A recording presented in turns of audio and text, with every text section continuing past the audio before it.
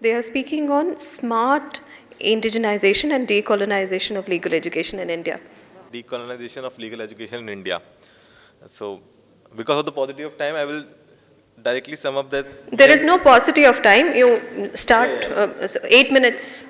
So, the session that I have attended yesterday and today, we all have been talking about the issues that the legal education has been following, the ideas that we need to inculcate in our curriculum, and what are the other factors that we should consider before uh, allowing a certain individual to enter a legal profession or in the practice of legal education.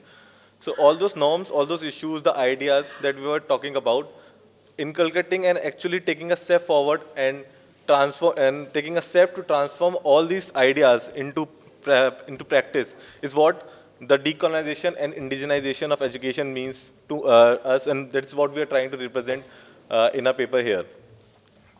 So the basis of why we're talking about decolonization and indigenization is what I've derived from, can you, next slide?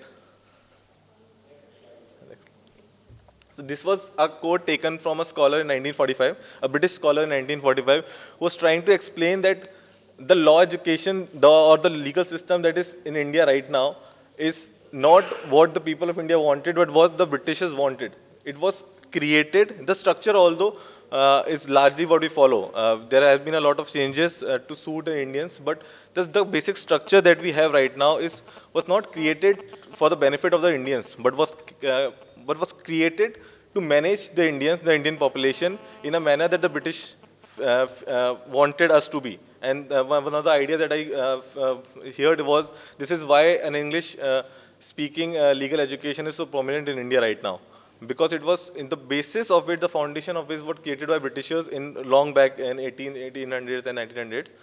So this is why we need the indigenization and decolonization, and the steps should be taken in this regard.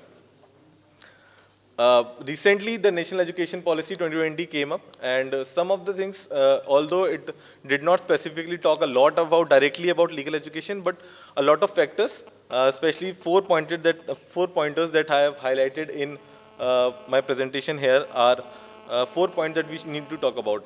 The first was that a single regulatory system is being created, Higher Education Commission of India, which will look after the curriculum, accreditation, distribution, academic standard that needs to be set up. But considering that legal and medical are professional education systems, so they were taken out of the Higher Education Commission of India, which inevitably means that Bar Council will manage the curriculum. However, a reservation that I have against this policy was that another change was made, which is that the central government wants that there should not be a professional standalone university. All the professional universities which are standalone or teaches into one stream should transform into multidisciplinary institutions, taking in various other, just to inculcate other streams into their professions, which means that the expertise that will be required to come up with a curriculum or the balance that we need to convert all the streams into one, if together with law, be it agriculture, political science, or any other profession that we need to integrate with the law. It will require the expertise of not just law, but all the other streams, experts from all other streams which we are trying to inculcate. So making a single, excluding legal profession from the single regulatory system, and then asking the legal universities to convert themselves into multidisciplinary approach is what I think is not in balance to what will be good for the legal education. Apart from that, another important point, which is that the policy focuses on gradual phasing out of the concept of affiliated colleges. Uh, the affiliated colleges mostly, if we talk about the regional colleges, basically not the central universities or the national law universities, the majority of education, which legal education, that is in which the mode of instruction is in the form of regional languages, runs are a basis of the affiliated colleges. Now there are two problems with it.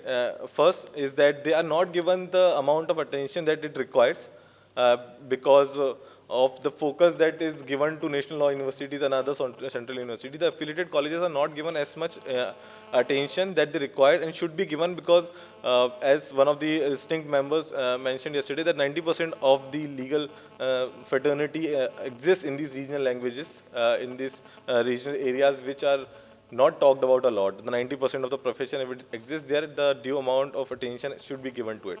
Uh, phasing out of this affiliated college system would mean two things: one positive and one negative. In order to attain that benchmark, due amount of credit will be given, attention will be given to them. But also, if the amount of attention is not given to them, it will mean that they won't be get accredited, and which means closure of certain regional colleges which are very important in our legal profession as well. My colleague will take the next topic. Hello everyone. So, What and why of smart indigenization and decolonization, I'm here to tell you a bit of how from legal research and general.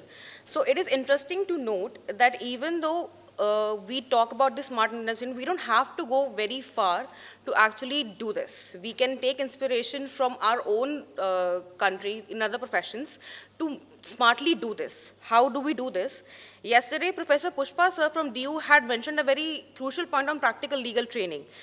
This is not new for us. Practical training while the students are in college is there for medical professions. The similar rule can be followed for lawyers as well, that while they are in school, they should be followed. However, here comes the internships. But how good are these internships in actually training them? This is where structured programs for internships come in.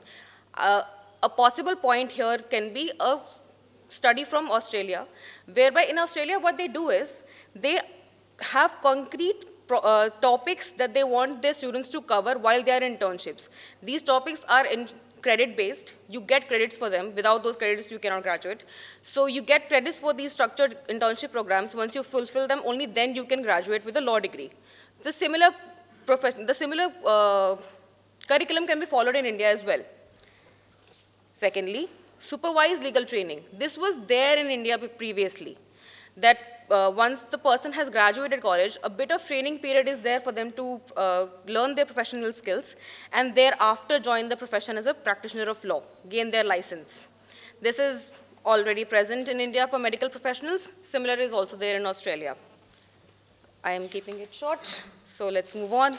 The another one that I want to touch about is continuing professional development. Legal education per se, we stick to colleges, but as professionals of law that is consistently dealt with other parts of society and other arenas, it is important for us as professionals to grow. Hence, this is crucial for us that we keep up with the industry standards as they grow. So how do we do this? We don't have to, again, go very far. We have chartered accountants in India. They are required by the ICAI to earn from 20 to 40 CPE hours per year. This is, again, also followed for company secretaries who are required for 20 CPE per year. We can also have that for lawyers. Let's start from not 40, let's say 10, 20, and easily, gradually phase them out, train them, tell them the importance of this. And this way, it is not required for a lawyer to stick to one scope of practice for a year. Let's say I practice criminal law, but then I got interested in, cyber forensics. This is interesting.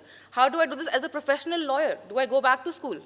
Or do I train myself? I do both. And to effectively do this. Ma'am, please. Can I get to the conclusion slide? Maybe the last slide, please. This is the last slide. Yep. This is a quote that I want to do it, that we talk about decolonization, which is important, but doing so does not mean that we have to follow the West. It is our own structure that we have to follow. We already have that structure in our country. We just need to follow it. And how to do it, we can take inspiration from others. That's fine. But we already have it. Thank you.